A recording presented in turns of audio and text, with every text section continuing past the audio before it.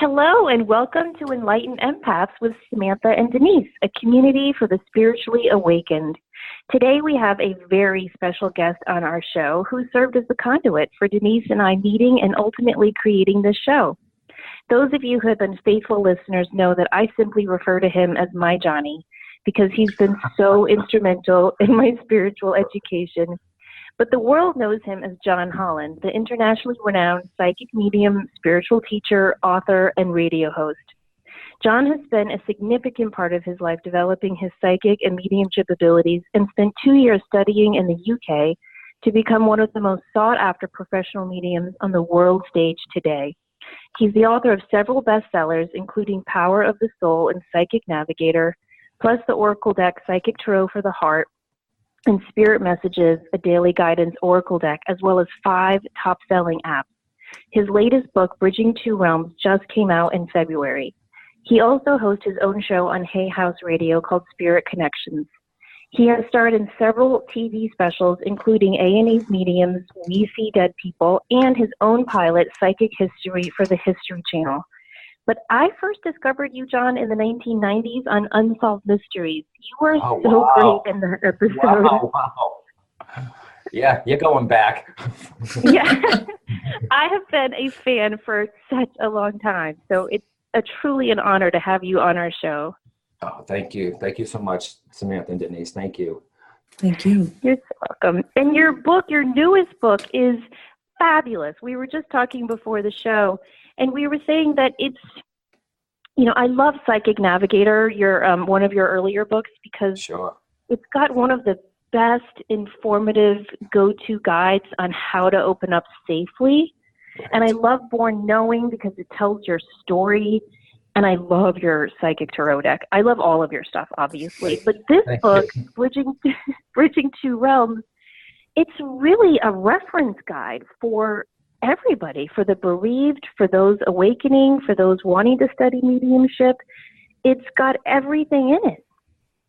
Well, that's when I wrote, when Hay House came to me and they said, John, do you have a book in you? And I thought I wrote everything that I needed to write. And because how many times can you say the dead are alive? Really? I mean, How many times can you say it? But I thought about it. And when I write, ladies, I always write from a place of, I don't write just to put out another book. I have to be inspired. Now, I haven't written in a book in 7 years.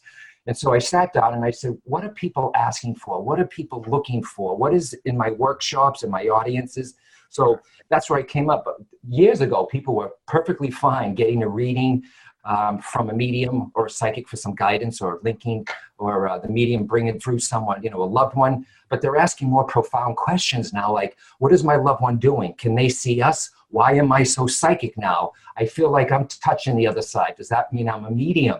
And I think that the consciousness of man, something is happening. More and more people are waking up, finding themselves more sensitive, more intuitive. So is the spirit world getting closer, or is the consciousnness of man getting higher?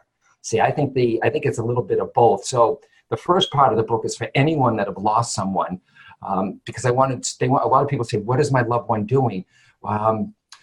Do they see us? And that's what I put in there. And I did a lot of research with near-death experience people who have come back and said what they're going through. I talk about a personal experience, very, very personal. I think one of the personal experiences of my life is when my mom passed. And I share that in the book, what it was like to be with someone who has passed away. And I hope it because, ladies, so many of us, so many people, someone may be ill or towards the end of their life, and we have a tendency here to hold on, don't go.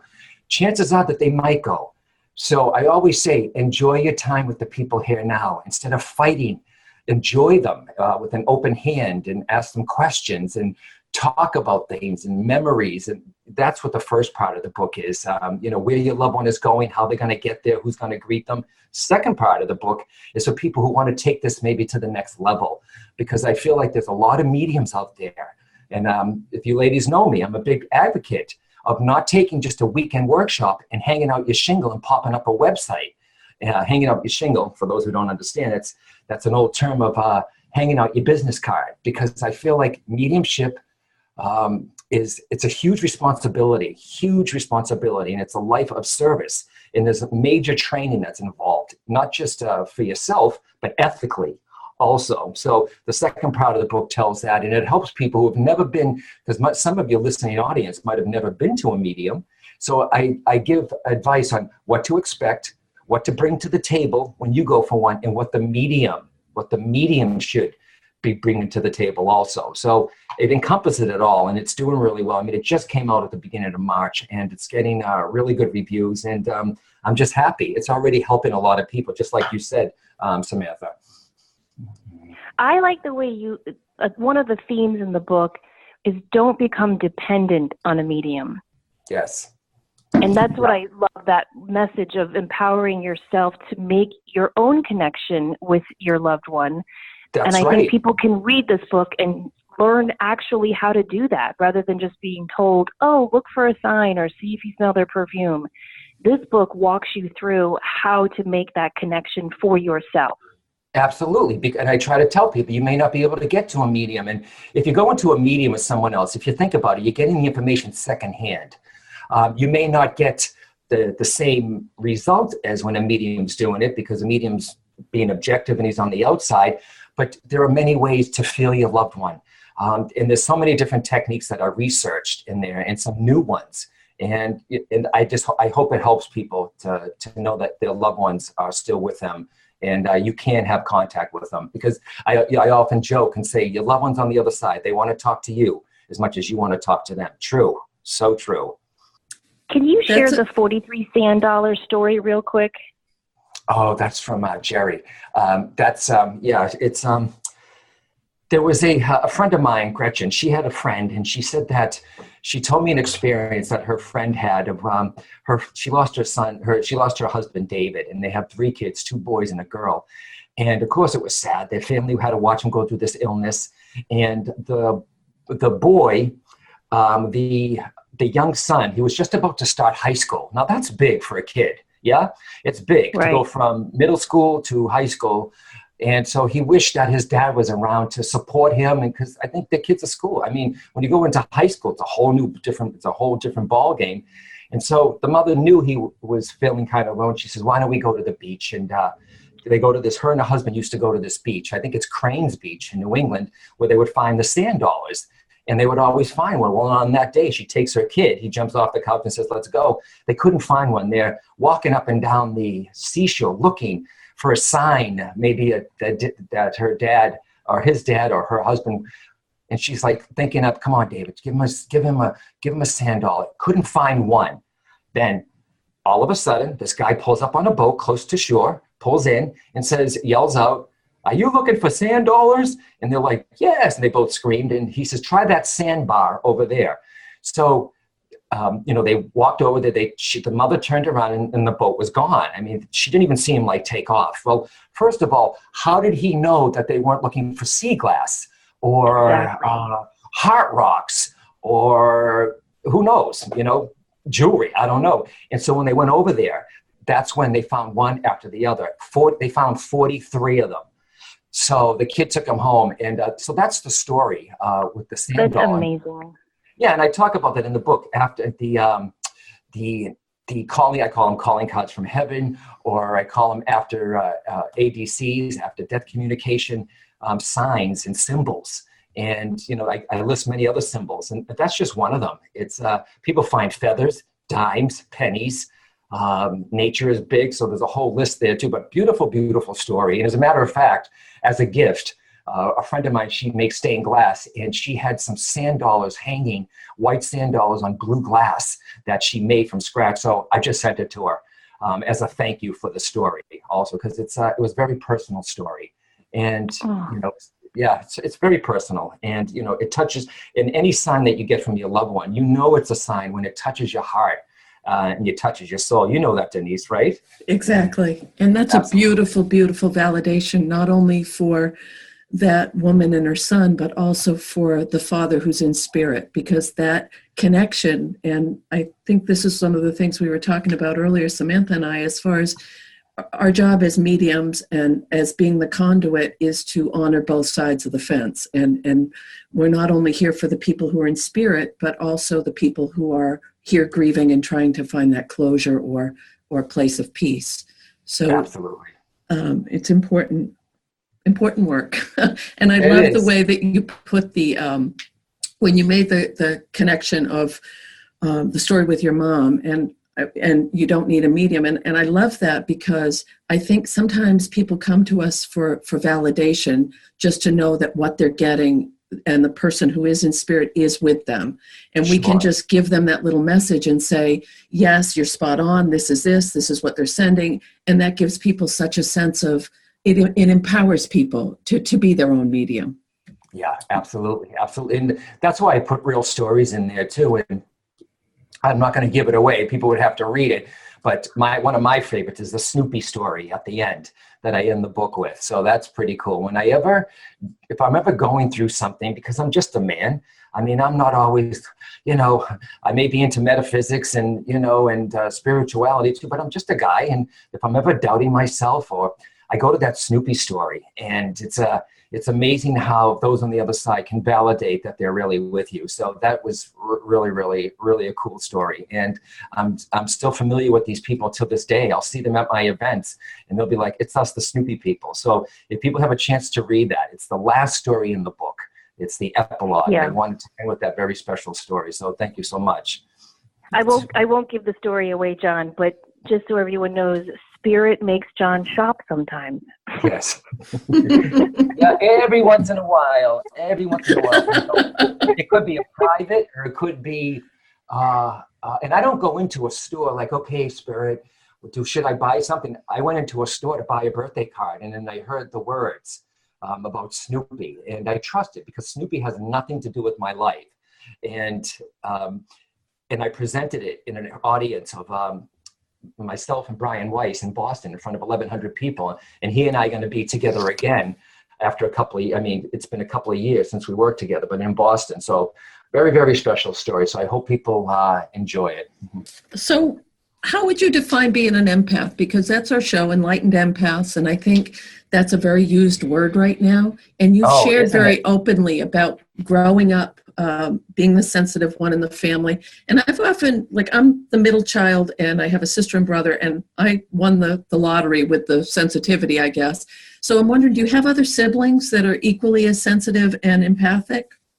Yeah, and empathic, for anyone, it's you pick up other people's thoughts, you pick up other people's feelings, and I talk about that in the book too, about the 3 kinds of psychics. And if someone may be open to their environment and the people around them, they don't know why all of a sudden they're moody. They started off the day great, now they're feeling grumpy or drained. So they're at the mercy of the environment. They don't even know that they're empaths or that they're psychic. And I talk about that too, and you can train yourself to turn it up and turn it off. But my siblings, there's a hint of it. It seems to be on my mother's side. My grandmother, she was very psychic, but they didn't use that word. It was just what we were growing up with. What my mother used to say is, Grandma knows things. That's all they said. She just knows things. She knew when people passed away, when nobody told her, and she would say, how come you didn't tell me? So I believe she was a medium herself. To tell you the truth, but it's on my grandmother's side. My mom had a hint of it. My brother Joe has a hint of it. My nephew Bobby does. My niece Brittany, very, very, and they know they have it. It's what you do with it. Now, like, she has taken it to the level of reading the cards and studying this work. And the same thing, I have another cousin. She's very, very intuitive too. She knows when the phone's going to ring and who's on there without looking at the caller ID. But it's what you do with it. You have to train it. And that's why also in the book I talk, it's great to be intuitive, or you have this special ability. I try not to say gift, because then if you say gift, that means it's something that you have and nobody else does. Mm-hmm. But they know that they have it, especially Brittany. So she's taking it to the next level. She's enhancing it and developing it so she can help others and herself. Beautiful. Yeah.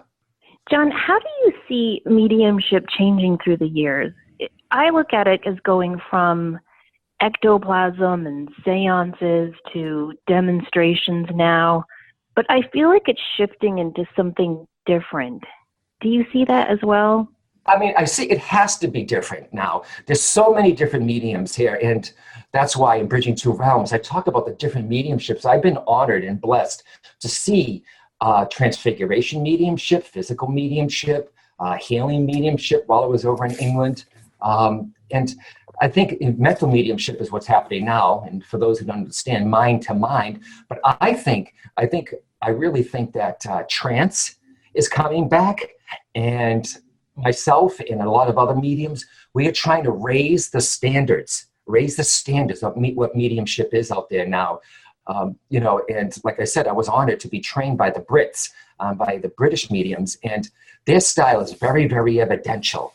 And I try to be as evidential as possible, but I think myself and Janet No Havoc and some other mediums, we're trying to raise the standards of what mediumship is here. Not that it's bad stuff out there. There's just a lot of it. So it is changing, but I think it's getting deeper now. I think mediumship is going to change. It's going to go more into trance. And when you say that word, ladies, people start thinking zombies, or what they see on television. Right. Trance, simple. Anytime a medium is reading for you, or on stage or in private, there is a form of entrancement, meaning you're not being possessed by somebody on the other side, but they're close enough to you where you're allowing them. When you do a mediumship, there's two things. You could either talk about the spirit who's linking with you or become them. See? So I think when you take on the mannerisms and you start twitching your face like their dad used to do, or playing with your fingers like your grandmother, or your face starts making your mouth starts going to the side because that's where dad used to hold the cigars. I find the audience or the readers, they feel it. They're like, oh my God, that's my dad. You just did what my dad, what better evidence to come through. And I think that's a lot better than, they hear they love you. I mean, that's great when that comes through, but I want someone to walk away from a reading and to say, oh my God, that really was my mom. I really, really felt her. And that's the medium's job, I feel. But yeah, Samantha, I do believe it's changing. There's more training out there. And for anyone who's developing, take your time, because don't we all want it fast? Here, really, really fast. Take your time, see who you're drawn to, and just trust. And everybody, and I'm teaching this weekend to a full class, Denise and Samantha, every student is, or, myself included, I think too, is we're always looking, what's the next technique? What's the next technique? Well, there's only so many. Do you know what I mean? It's right. I'm trying to tell people, you got to just do it. You know how to link with spirit. You got to just do it now, because they'll take class after class after class after class and not do the work. You got to do it. You got to practice it in front of people to do this. So, it's like Janet Havoc says, you got to jump into it. You got to jump into the fire. And people want to connect to the other side, to loved ones on the other side. Get to know your own soul first. Sit in your own power of your own soul. Sitting in the power is what it's called. And it's just going to get to know your own spirit first before you try to link with somebody else. Yeah, absolutely cool. Love that. And also that what I love about doing this work, not only it's service work. And I think that that's a really important piece to bring in, that people don't realize that you have to make a dedication to this. And to be really blunt, whenever I do a reading, I always do a prayer and meditation and ask to get the hell out of the way so that spirit can come through. Yes. And I think that that's an important part of this, but also where am I going with this, Samantha? Well, if you all don't mind, I'm going to read from the Book of John. The Book of John, yes. Literally or figuratively, yes. Okay. No, this is the Book of John Holland. He says, I consider being able to communicate with the spiritual realm both an honor and a gift. As I've said before, the ability doesn't come from us. We may be the vessel, having learned the mechanics by which spirit communication flows, but we must remember that this ability comes from God, the source, a higher power, or whatever name you prefer to use. As a result, we must try to put ourselves aside and not let our egos exploit what's honorable and sacred. And I think isn't that well written, Mr. Holland? Not bad. Who wrote that? Yeah. So, because a lot of people, I explain to my audiences too, before, like I got a big demonstration tomorrow, like 200 plus with Janet No Havoc. And I try to explain to the audience, because they take everything literally that comes out of the medium's mouth. And I say to them, guys, listen to me. This is coming from spirit, meaning from your loved one, through spirit, meaning me, to spirit. Whether you're incarnate, meaning spirit in the body, or discarnate, spirit out of the body. It's a three-way process, from spirit, through spirit, to spirit. So when you have someone going, no, I'm like, okay, listen, I said, I am talking, it's like I'm a long distance operator. And I said, I'm getting words, images, and feelings. So I think educating the audience before you work also is a big help. But yeah, thank you from that. So when mediums when the students say this also, oh, I got this, and I got that, and I got this, and I got that. I'll say, did you get it, or was it given? Bingo. See? Yeah. So it kind of gets the ego out of the way. You're like, yeah, okay. So yeah, it's not you. It is you. If I do a good, I did the show, The Doctors TV show, and some of the evidence that came through, and I said it right there on the panel on television. I said, you can give me a little of the credit, but it's them on the other side. You know what I mean? So if a student can refine themselves to be the best receptor of spirit emanations, if they can make themselves so receptive, then I think they're treating their equipment and doing the best that they can. Be the best equipment that you can be. And you have to take a break from this too. Speaking of equipment, you are the vessel. You are the mechanic. You are the tool that does this. So I'll tell mediums too, walk away from this work once in a while. It can't be all spirit, spirit, spirit, spirit. You're a physical being and a spiritual being. You have to honor both. Do the spiritual stuff, but go for a walk. Take your dog out. Put the book down. Let go. Because many of us, as you know, ladies, I'm sure we drive our loved ones here crazy sometimes. And luckily, hopefully, that some of us have support, but many people who are listening, who are mediums, they may not have the support of their family members, and they're on their own. So that's why it's good to find your own spiritual tribe when you can talk about this. But try to do something physical also that has nothing to do with this work. You mentioned Janet, and that's where Samantha and I met, which was, very synchronistic, obviously. But one of the things that she does that I absolutely love is she instills that sense of you have to have confidence in spirit. Yes. And I remember watching her do a demonstration, and someone was saying, no. And she's, well, I know I'm right on that. You come back. And she just would not back down because she had that absolute trust that spirit was not going to let her down. And I think that's a huge, huge consideration for anyone that's developing their mediumship is you have to trust them. They're not going to give you stuff to try to throw you off track. Right. And that's not Janet being cocky. It may come off. Oh, no. Oh, no. It's not I think I have, or I believe I have a dad, or I think I have it. It's I know I have a father. Yes. You know what I mean? It's a sense of knowing. But I've seen her work, and I'm learning all the time. And anyone who's developing, when somebody said, like, she may come to someone and say, would you understand Agnes on the other side? And no. And Janet goes, yeah, you do. Okay, but she doesn't just say, yeah, you do. She will take you there. She'll go, all right, let's go on your father's side. Okay, now your mother's sister is who? Oh my God, Agnes. You see what I mean? You can get a link.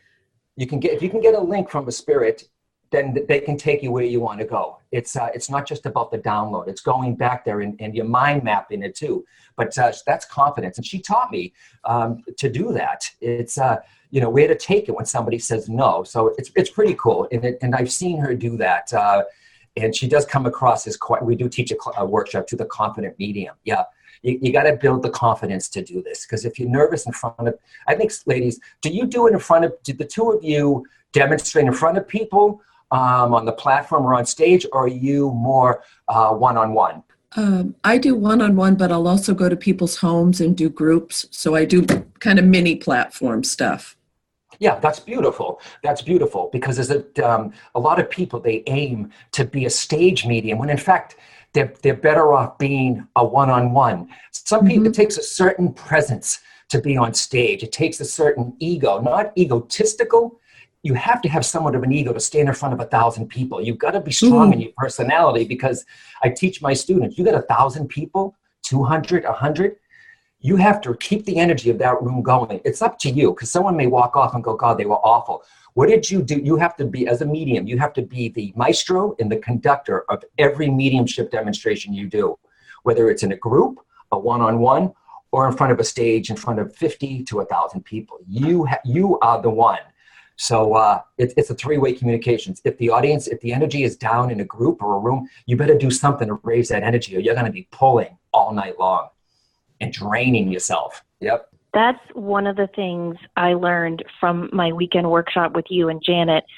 I'm sure you don't remember, John, but I was the one who signed up for your platform mediumship class and didn't know I'd have to stand on a platform. I think that's the whole idea, darling. I thought platform mediumship meant take your mediumship to the next level. And I have never wanted to be a stage mediumship. I'm incredibly shy. I prefer one-on-one meeting with clients. I don't have that confidence and that ego ability to stand on stage. But one of the things that you two taught me so beautifully in that weekend workshop was to stand in your power, but also how to hold the link. Yes. That helped me so much. And you and Janet taught that when you're doing mediumship, your energy is at such a high vibration. When you drop down to the level of psychic, and it's not like dropping down like psychics aren't as high and mighty as mediums, it's an energy level. Right, sure. That you can lose that link. And that was a game changer for me. Oh, absolutely. And if you do drop down to the psychic, you have to know as a medium, I'm dropping down. And I explain that to my audience because I try to tell people, like I had two sisters come for a reading once years ago, and I think I talked about this in the book, Bridging Two Realms. She wanted to know, her mother came through and, with the validations, then I heard her like sigh at the end of the reading. I said, were you not happy? She goes, no, John, that was great. She said, but the one thing I wanted to know, I wanted my mom to tell me, should I divorce my husband? And I said to her, darling, I said, that's your decision. That's your karmic lessons. I've never had them come through and a mother come through and say, divorce him. So if I do give advice, I know it's psychic. And I'll say, look, this is not coming from your father. This is coming from me, myself intuitively. That's where the word, it comes from, psychic medium. And that John Edward came up with that. He's a psychic and a medium. A lot of us are. Every medium is psychic. Not every psychic is a medium. And many people have heard that. But some can do both. And it's good to get the training, when you're dropping or when it's going into mediumship. So you're not flitting back and forth, burning yourself out. So, Samantha, when it comes to that, dropping down to the psychic and keeping holding that space for the spirit, it's I love teaching that, and so does Janet. It was incredibly helpful. Would you mind, I hope it's not too personal, but you share such a beautiful story in the book about your mom's visit from Wayne, and I just think that can bring so much comfort to people. Well, some years ago, when I came back from California, and little did I know, because a lot of our parents, especially Catholics, I'm from an Italian, Irish Catholic upbringing. On my Italian side of the family, very, very. If I was to do my genealogy, it's easier to find my father's side than my mother's side because they came over from Italy. Her dad, and it's a little hard to track that down. And she kept a lot of stuff to herself. As a man, I found out that my mom was in love with another guy before my dad. But my grandmother didn't allow it to happen. I didn't say that in the book, but it didn't happen. She wanted to marry this guy. She was the oldest Italian daughter in a Catholic family. She wasn't allowed to go lead with him. And she's in her early 20s, and he was a sailor, really loved her. And so it ended.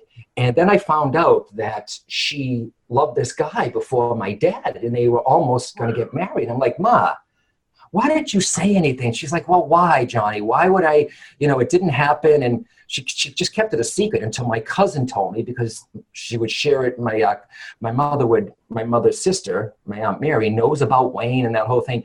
So anyways, I finally tracked the family down. And I didn't talk about this in the book, but since you're asking, I tracked them down. Well, Wayne died at 50 from a massive heart attack. And I spoke to his son, and he said to me, I said, listen, I said, I know this sounds weird. This is my name. And I said, I think your dad and my mom dated each other when he was stationed in Boston, when his ship was in Boston. He says, well, my dad's ship was in Boston. What's your mother's name? And he says, my dad had a tattoo on his arm even before he met my mother. And I said, well, what was the name? He said, Jenny. And I went, oh my God, that's my mother. Oh. And so when my mother couldn't move to the state he was in, it had to end. And so years later, she met my dad and she went on with her life. But, my parents broke up. I found this guy, Stephen, Wayne's son, and he sent a picture of Wayne as a young man, as when he was older, a picture of himself, his brothers, his mother. And so I showed the picture. Here's my mom in palliative care. And I said, Mom, is this him? And she went, oh my God. And I said, Mom, he passed away when he was 50. She said, oh, wow, okay. And because she thought it would be great to say hello to him. Well, what happens is my mom gets even more, she gets sicker and sicker, and she's not here that much longer. And she's in the Portsmouth hospital, and she's sitting up in bed. And I said, and I walked in, she said, hi, Johnny. And she goes, guess who came to visit me today? And I said, who, Ma? Was it Ro, Joe, Aunt Mary? I named the cousins. I named the neighbors. She's like, nope. I said, Ma, who came to visit you? And she said, Wayne.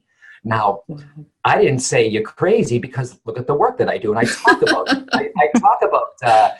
deathbed visions and when loved ones from the other side come to you. And I said, well, Mom, and I teach them in the book, ask questions. I said, well, Mom, what did he say? And she says, he just sat at the end of the bed and says, and she's like, what are you doing here? And he just says, I'm here just checking on you and everything's going to be fine. So there he was as a young man in full soldier uniform as she remembered him.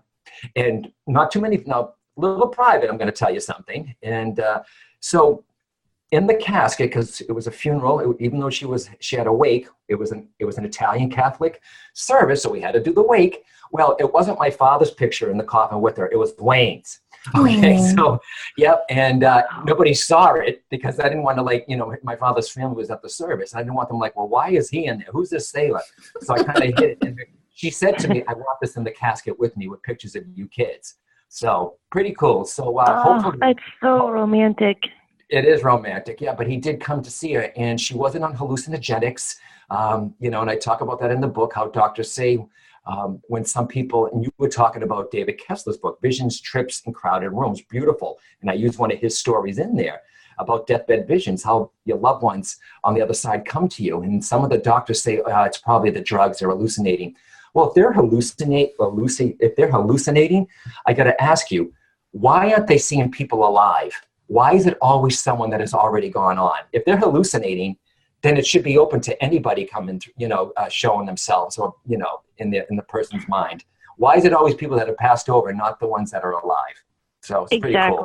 And in the story, one of the stories you shared in the book, I think from Visions, Trips, and Crowded Rooms, she saw her husband. Nobody even knew he had passed at that time.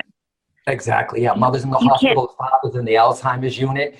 And the mother's about to pass. And she says, oh, Harry is here. I might get the name wrong. And the daughter says, Mom, you're confused. Dad's at his home across town. Then the phone rings. And then the nurse walks in. I'm sorry to tell you, your dad passed 10 minutes ago. Just after the mother said, Harry's here. And she's like, Mom, Mom, he's okay. And she's like, no, he's right here. He says he's waiting for me. 10 minutes before the guy passes away. So explain that. How can you explain someone who is thought to be alive? So really cool. You know what I mean? It's these things, it's these stories that people go back to and they're like, okay, because there seems to be I don't mind skeptics, but someone tries to disprove it. There's evidence out there. And there's even scientific research now with Dr. Gary Schwartz doing stuff in the lab with mediums and the afterlife. So it's out there. People have to, people are like, well, where's the research? It's out there. They have to look for it. It's not too hard to find. Just real quick on that, transfiguration is when spirit will come through visually on someone else's face, correct? Yeah, I saw that in England. Totally. Okay.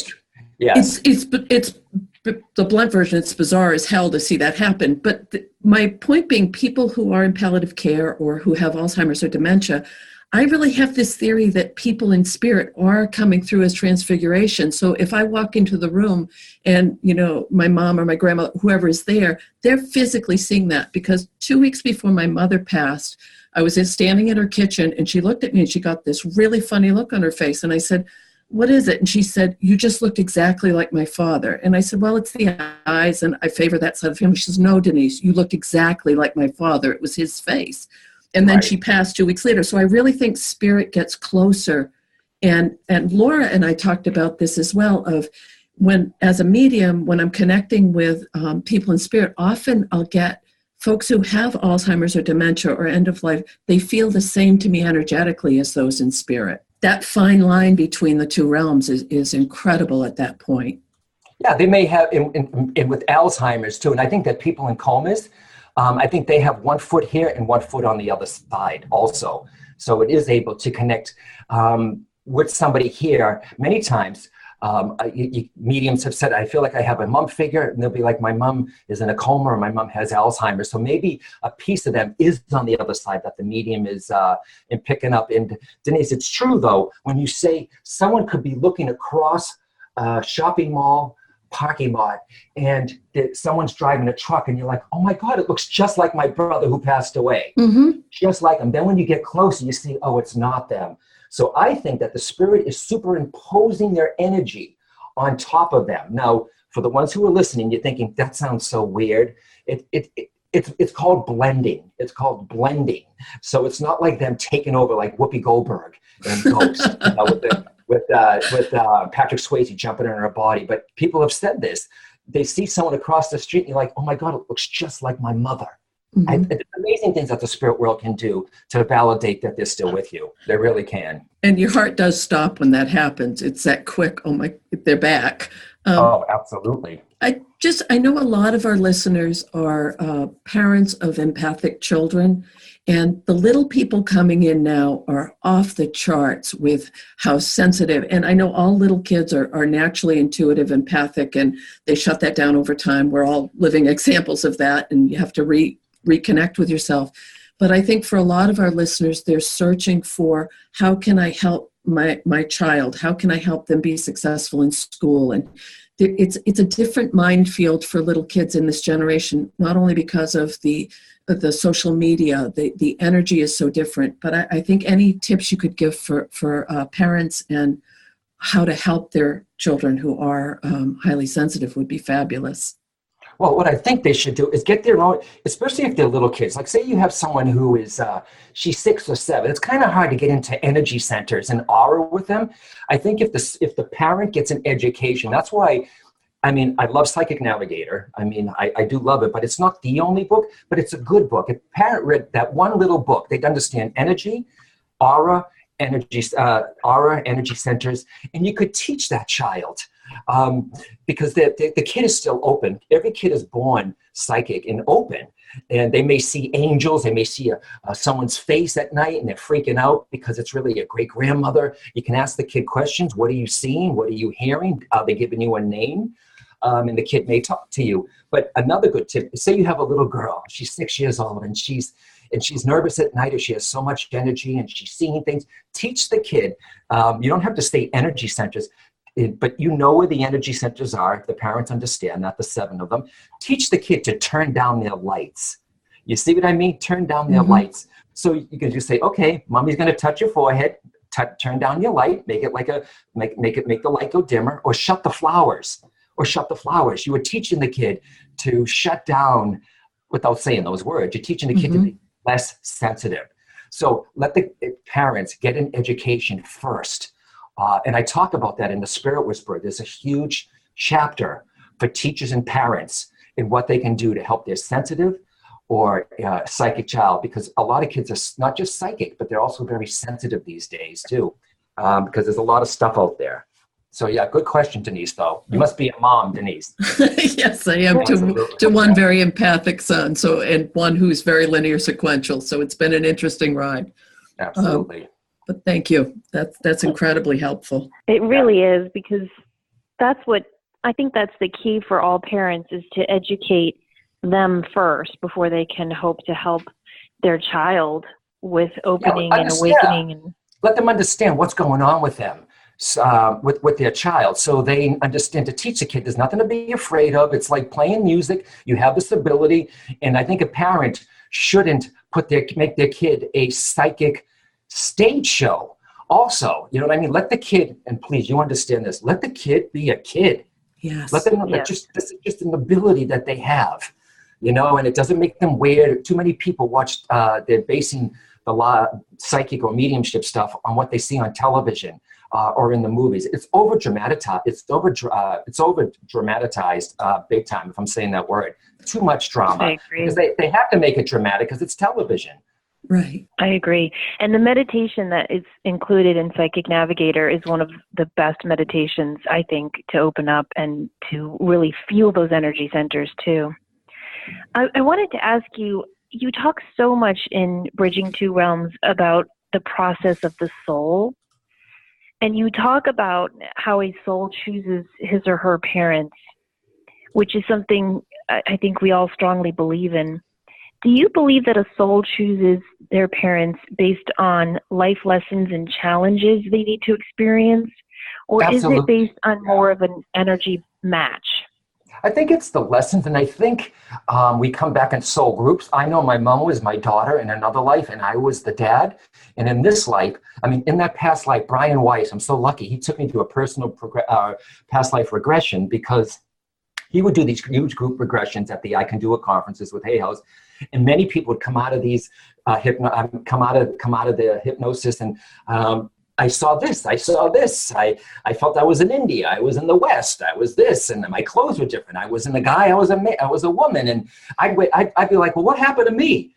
I think I thought I took a good nap, and he told me that I was a somnolist, meaning that I go deep, and I'm not surprised. So he said, let me take you through one if we ever have. So we were at Omega once, and at the bed and breakfast, he did a personal regression, and I wasn't expecting it, but my mom was my daughter, and I, as an older man, I was a minister. Seems like I'm always in religion, or a medium or something.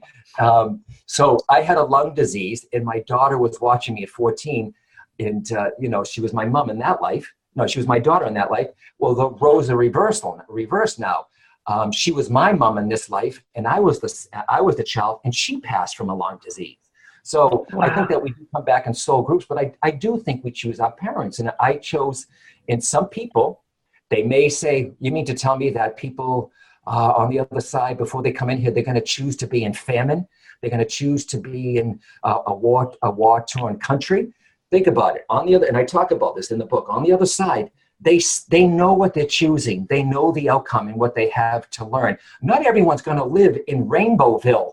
You know what I mean? And, they choose that. And I think that the people that choose the hard conditions are learning the most, and they're helping the world at the same time. But yes, I was born into an alcoholic family. And was that my choice? If you think about it, I know what suffering is. I know what pain is. So I'm not putting down.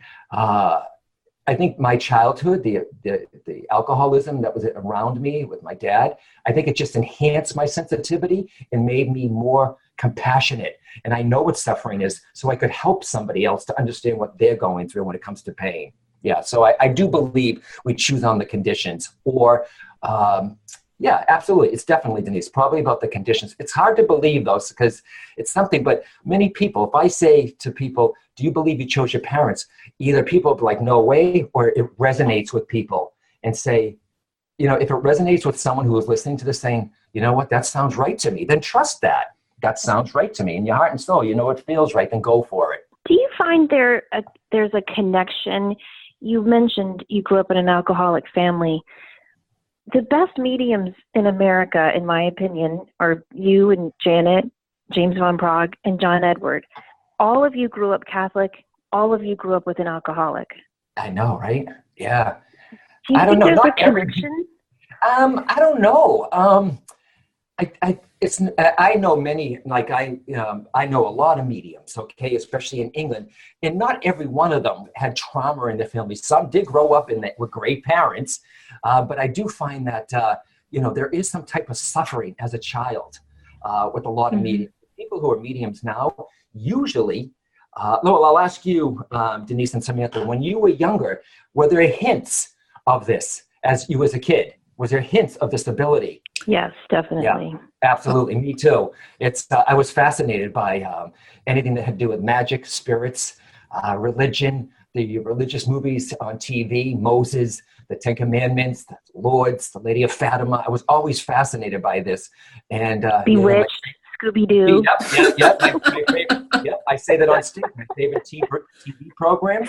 You would always catch me in front of them. Bewitched, I Dream of Jeannie, and Dark Shadows, the soap opera.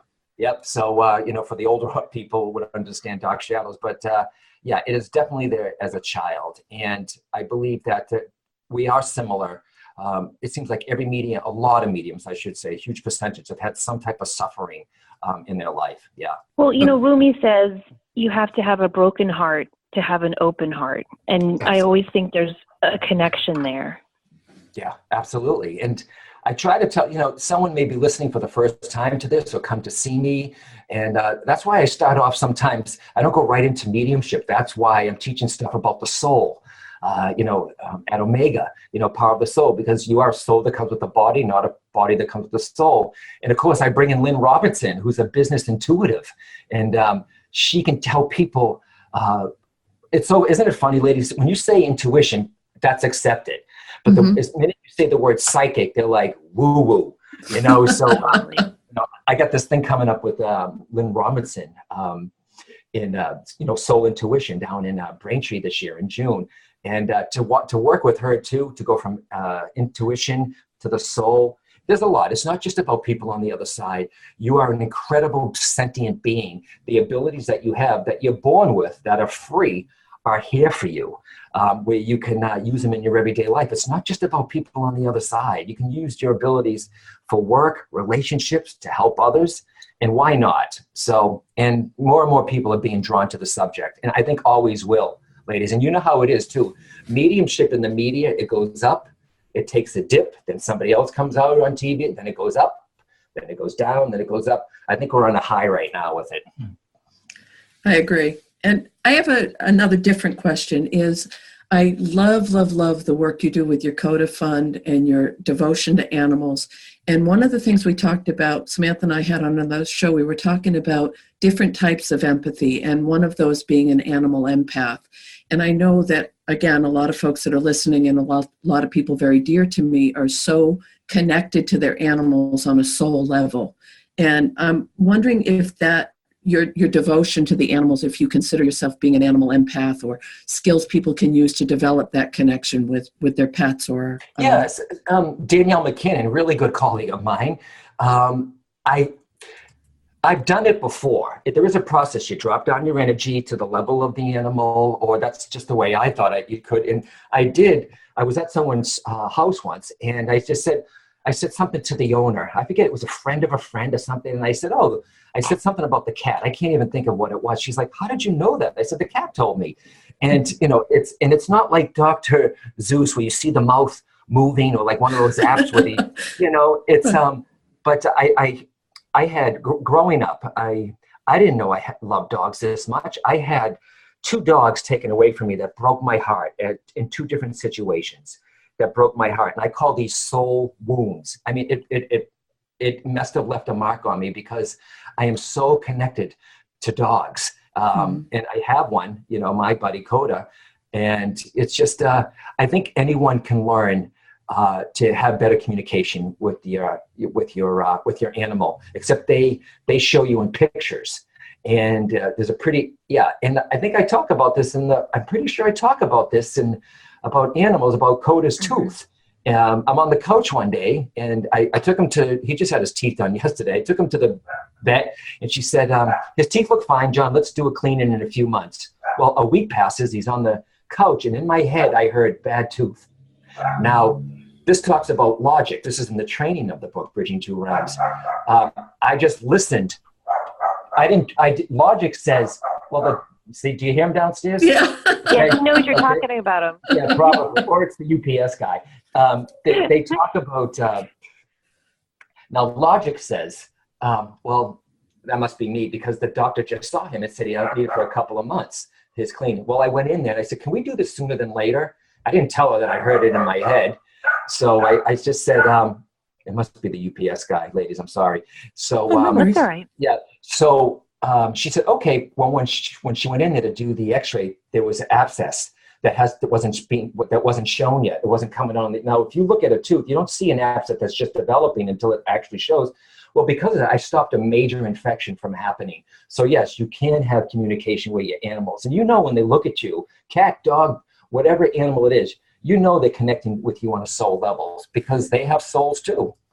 And I agree with your wording implicitly. And I've had animals and dogs my whole life, pets, the whole thing. But a couple have been true soul connection animals for me. And one in particular, really, the dog ended up being diagnosed with leukemia. The vet said, at the most 2 months. So we made quality of life. We swam in the river more. We walked more, and the dog ended up lasting for another 4 years, staying for another 4 years, and got myself and my family through 4 of the hardest years of our lives. And in my heart, I know that dog stuck around to make sure we were all okay before he left.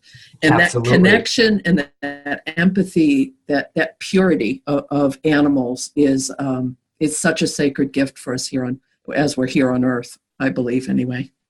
Oh, absolutely. Absolutely. And there's a vet that I was watching on, animals will stay, I feel, as long. Some leave because they feel like their job is done, even though you don't know that's why they left, and they know. And, Coda's going to be 11, you know what I mean? And, he's a Westie. He could live, they can live to be 13, 14, 15, 16. I know I'll be devastated when that day happens, but I have to remember too, it doesn't mean because I'm a medium it's going to be any easier. His own soul has its own plan. It really, really does. His soul has its own plan. And I heard something from a vet, and I really feel this too, a lot, because I do the CODA fund, and I helped raise $100,000 for the SPCA for operations for animals that need it. So wow. I do it for the animals. He inspired me, my dog, and I really feel, the vet said to me, this was online actually, I heard her say this, some people keep their animals here way too long sometimes because we don't want to let them go. As long as and this goes to you, Denise, because you said the dog lived 4 years, as long as the animal is comfortable in their body. Yes. Absolutely. So, yeah. And I know it's easier said than done because here I am saying, but I know all my friends have lost animals, with the greatest respect. I haven't had to do that yet. So, some people listening, they're going to be like, okay, you'll see. I know. I've been there without my friends. So they're very, very special animals. And now that Coda is 11, or he's going to be 11 in a few months, I have a whole new appreciation for my dog, even more so. So every day, there he is, bouncing out of bed. You ready? He's about, and you're thinking, what does this have to do with spirit? They have spirits too. Animals don't live in the past, really.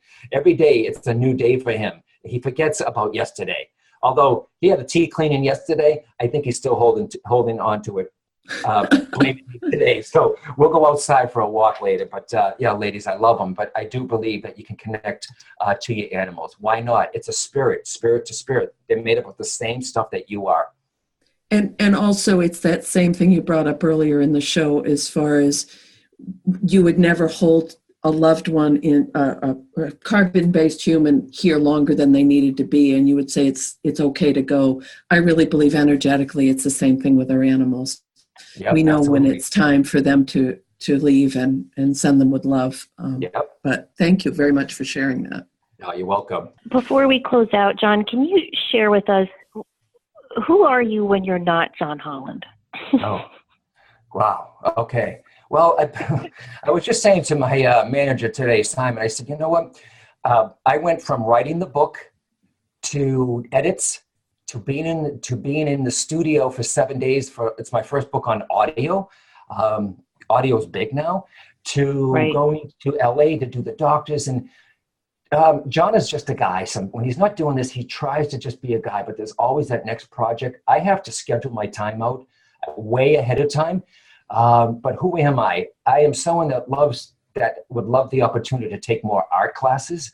I want to work more around my house. I want to travel less. I've been doing it for, 16 years on the road a lot. And I understand that I'm honored and I'm blessed to serve. But this year, and more so next year, John is the person who wants to enjoy some downtime, but still work for spirit, take an art class. And I want to get more involved with animals. And I volunteered when the time is open. If I can't be, I'll be honest with you too, ladies. I checked out not too long ago what it would be to be a vet tech. That's how much I love animals. But unfortunately, it's 2 years training to be certified, and you have to do 400 hours in the veterinary office to be credited. So I said, okay, what else could I do? So I put it out there to a vet. That when animals come out of anesthesia, there's usually a vet tech there to wrap them, keep them warm, hold them, especially if they're a rescue. So I want to be and it was already agreed to that I have this opportunity where I'll be the one that the animal is with when they come out of anesthesia operation. So that's what I want. I want some more artwork.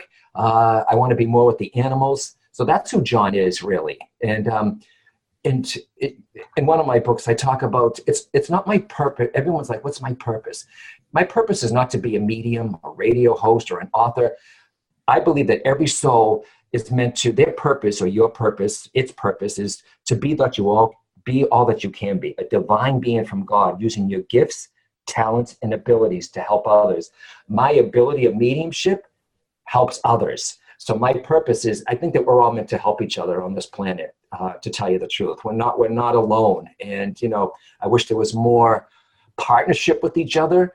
So, find your ability, find what you can offer to everyone, and you'll be living your purpose as a soul. That's what I feel. But ladies, thank you for, obviously we could talk and talk and talk and talk and talk, but thank you so much. Anything anyone wants to know, guys, about my stuff in New England with Lynn Robinson or Omega or Kripalu, just go to johnholland.com, and the book is there too. And, thank you so much for recommending the book. It means a lot. And maybe, maybe one person who hears this, if it's one person and they go and the book helps them, then I feel like we're doing our job, ladies. I really, really do. So thank you so much. Oh, thank you. This has been an absolute pleasure. Thank you. Oh, it's been an honor, John. And we just hope everyone goes and checks out John Holland's website with all of his wonderful events coming up this summer. And please, please, please read Bridging Two Realms. It is a go-to reference guide everybody should have on their bookshelves. Thank you so ladies. Much, John, for being who you are. Please. Thank you. And thank you for the podcast, and keep doing what you're doing, ladies, because I heard that you're doing pretty well. A lot of people are listening in to this podcast. So keep doing what you're doing and spreading the word. Thank you. Thank you so much. All right. God bless, Take ladies. care, everyone. Thank you for listening, everyone. Don't forget to show up, do great work, and share your light. Goodbye, everyone. Bye-bye.